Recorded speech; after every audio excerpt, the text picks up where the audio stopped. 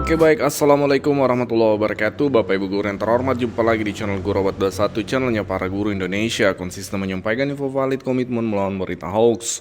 Di kolom komentar channel kita banyak yang menanyakan apakah SKTP sudah terbit seperti itu. Karena di grup memang banyak postingan-postingan yang narasinya seperti ini. Contohnya Bapak Ibu ya, kita tampilkan salah satu contohnya. Ada postingan di grup, silahkan cek masing-masing akun Bapak Ibu, sudah muncul terbaru, bahkan menampilkan tampilan screenshot SKTP Januari sampai April sudah terbit. Nah, setelah kita telusuri postingan ini, ternyata ini postingan yang hoax Bapak Ibu.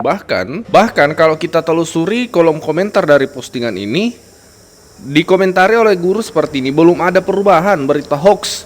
Yang membuat postingan justru hanya menjawab sip. Ya. Jadi memang ini kesannya hanya mengejar FYP, hanya mencari sensasi di media sosial, berharap viral postingannya, meskipun pada faktanya itu adalah postingan yang tidak benar. Dan bahkan teman-teman di sini banyak yang menyatakan hoax dan memang ini hoax Bapak Ibu. Yang benar adalah tampilan info GTK kita per hari ini per tanggal 17 itu seperti ini. Ada yang semuanya biru, yang tadinya sudah terbit SKTP menjadi biru kembali dengan keterangan belum terbit SKTP. Ada yang juga warna abu-abu. Terpantau tidak ada yang berwarna hijau, terutama di SKTP bulan April Bapak Ibu, seperti itu.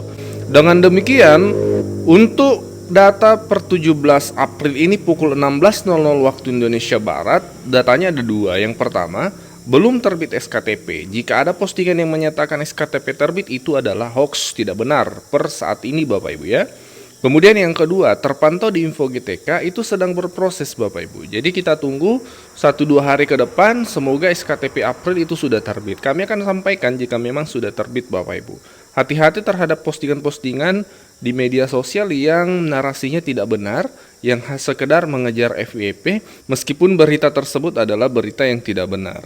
Nah, jika sudah memenuhi persyaratan semua, proses selanjutnya adalah rekomendasi penyaluran pada setiap tanggal 20 setiap bulannya Bapak Ibu ke Kemenkeu. Dari regulasi Kemendikbudrismen sendiri menyikapi hal ini nih seperti apa? Ya, kalau ini ya perlu dipahami ya Bapak Ibu semua, bahwa guru honorer yang ada di sekolah milik Pemda, guru sekolah negeri atau sekolah-sekolah milik Pemda itu direkrut sendiri oleh daerah karena kebutuhan. Jadi karena ada guru yang pensiun atau kosong atau pertimbangan lain, guru-guru itu berada di satuan-satuan pendidikan direkrut oleh daerah. Jadi secara administratif mereka di bawah kemenangan pemerintah daerah, Mbak. Sehingga atau si pemberi kerjanya itu Pemda. Nah, gaji guru non ASN ya besar kecilnya itu sangat bervariasi ya. Ada yang besar, ada yang kecil gitu ya. Itu tergantung pada si pemberi kerja. Oleh karena itu ada kesanggupan tersendiri di masing-masing Pemda, dan biasanya pada saat direkrut sudah ditanyakan nih gajinya sebesar ini ya, amal setia atau tidak, begitu biasanya. Nah, yayasan pun juga sama. Jadi guru swasta atau di sekolah swasta itu ada yang bervariasi. Mereka direkrut juga berdasarkan kebutuhan, sama dengan Pemda. Dan pada saat rekrut itu ada kontrak. Kalau yayasan itu perjanjian kerja ya, namanya mereka dengan yayasan.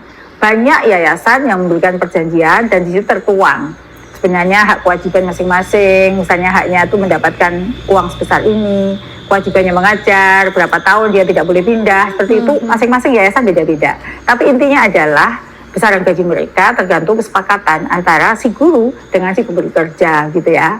Ada yang ya memang kita lihat ya, sekolah swasta ada yang gajinya gede, ada yang juga yang kecil gitu ya. Jadi sangat bervariasi. Nah, itulah Mbak mengapa ada gaji yang bervariasi tergantung si pemberi kerja. Nah, terkait dengan guru ASN ini karena gaji mereka bervariasi dan itu di dalam undang-undang yang ada, guru dosen itu tidak diatur gitu ya, belum diatur mereka tuh gajinya berapa begitu ya. Inilah pemerintah hadir, berupaya hadir untuk memberikan kesejahteraan, meningkatkan kesejahteraan mereka melalui berbagai mekanisme. Seperti kami melakukan akselerasi bagi semua guru ikut PPG supaya apa? Ada instrumen dari negara agar bisa menyentuh guru-guru ASN tersebut. Ya, salah satu instrumen yang diatur dalam undang-undang itu ya tadi pemberian tunjangan, dan besarannya tunjangannya pun itu untuk non ASN juga tidak diatur ya di dalam undang-undang yang sekarang ya, yang mau direvisi. Itulah maka kita hadir dengan memberikan tunjangan 2 juta tadi, membantu meningkatkan kesejahteraan mereka. Itu bentuk komitmen negara terhadap guru-guru non ASN yang mengabdi untuk negeri, yang mengajar dengan status sebagai non ASN tadi. Lalu ada juga nih tunjangan khusus guru Mbak, istilah dengan TKG yang diberikan kepada guru yang berdedikasi mengajar di daerah 3T. Yang mana di sini nilainya setara dengan TPG. Jadi meskipun guru-guru tersebut belum punya sertifikat, kalau dia mengajar di TKG ASN, dia akan mendapatkan 1 kali gaji pokok atau setara dengan TPG. Terakhir yaitu insentif bagi guru non ASN Mbak. Yang belum memiliki sertif pun, pemerintah juga hadir memberikan bantuan peningkatan kesejahteraan berupa insentif sebesar 400.000 per bulan. Namun kami juga menyadari ya, upaya-upaya yang kita lakukan ini belumlah cukup untuk memberikan label sejahtera buat guru-guru kita. Yang perlu terus kita perjuangkan adalah bagaimana status kepegawaian mereka. Setelah mereka punya status, nanti akan merubah kesejahteraan mereka. Oleh karena itu, Kemendikbudrismen mendorong kepada pemerintah daerah agar guru-guru tersebut segera diusulkan, diangkat, bukan hanya P3K ya, bagi yang muda-muda membuka peluang untuk menjadi PNS, agar kepastian karir mereka terjamin dan guru jadi lebih sejahtera. Luar biasa, oke. Nah, sekarang ada yang nanya lagi nih soal keterlambatan TPG yang misalnya belum cair atau tunjangan-tunjangan lain nih yang kayaknya kehambat gitu. Ini yang benar ini bisa kita ngomong ke siapa sih, Bu? Terus gimana nih seharusnya kita menyikapinya?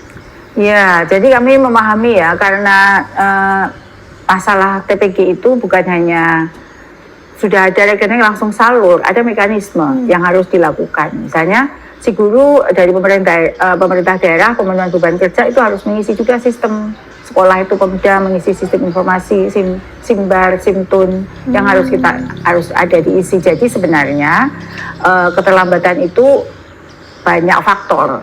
Jadi kami juga berharap pemerintah daerah juga segera ya mengusulkannya juga. Kami memahami sebenarnya kekhawatiran ini karena kan mereka sudah mempunyai rencana khusus dengan besaran tunjangan yang dimiliki untuk memenuhi berbagai kebutuhan mereka.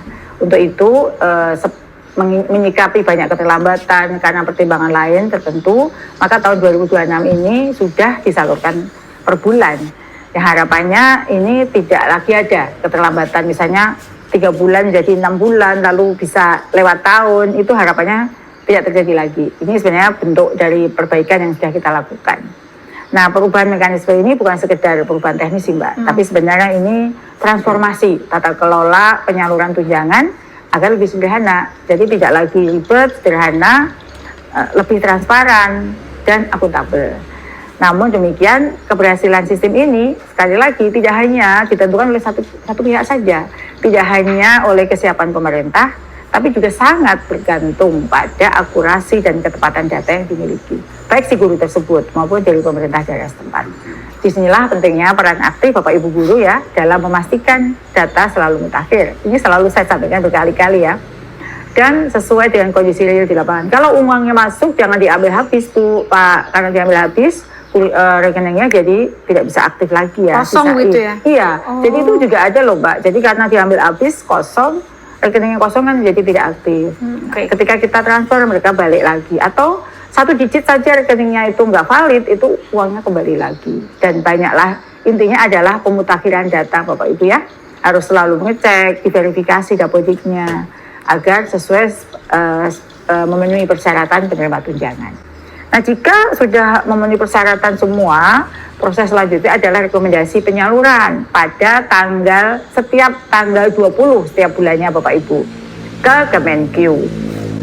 Nah, jangan terlambat nih dari daerah untuk melewati tanggal tersebut. Selanjutnya, Kemenq akan mengirimkan rekomendasi kepada KPPN untuk penyaluran masing-masing guru. Nah, untuk Bapak Ibu guru yang belum memenuhi syarat atau bahkan belum termutakhirkan datanya ya, di dapodiknya pada bulan sebelumnya tidak perlu khawatir. Loh, kok saya kemarin nggak dapet ya, uang saya kemana? Nggak usah khawatir. Segera mutakhirkan data Bapak Ibu melalui dapodik ya, agar dapat kami proses verifikasi persyaratannya. Nah, selama Bapak Ibu tercatat dan memenuhi syarat penerima tunjangan di dapodiknya, maka hak bayar bulan sebelumnya semasa tidak melebihi kebutuhan ideal dari rombel tersedia tidak akan hilang. Ingat, tidak akan hilang ya Bapak Ibu. Nah, namun proses penyalurannya akan dilakukan pada tanggal 20 pada bulan berikutnya Bapak Ibu. Jadi Bapak Ibu dihimbau kembali ya jika ada perubahan kondisi di lapangan, baik itu mutasi guru. Bapak Ibu udah pindah nih sekolah, Bapak Ibu nggak update datanya, ya nggak bisa terima lagi. Kalau ada mutasi guru, kemudian ada masalah perubahan data lainnya atau kejadian lainnya, segera dengan cepat perbaiki dapodik-nya, ya. Maka semakin tepat waktu, maka penyaluran tunjangan Bapak Ibu juga akan semakin sesuai dengan jadwal.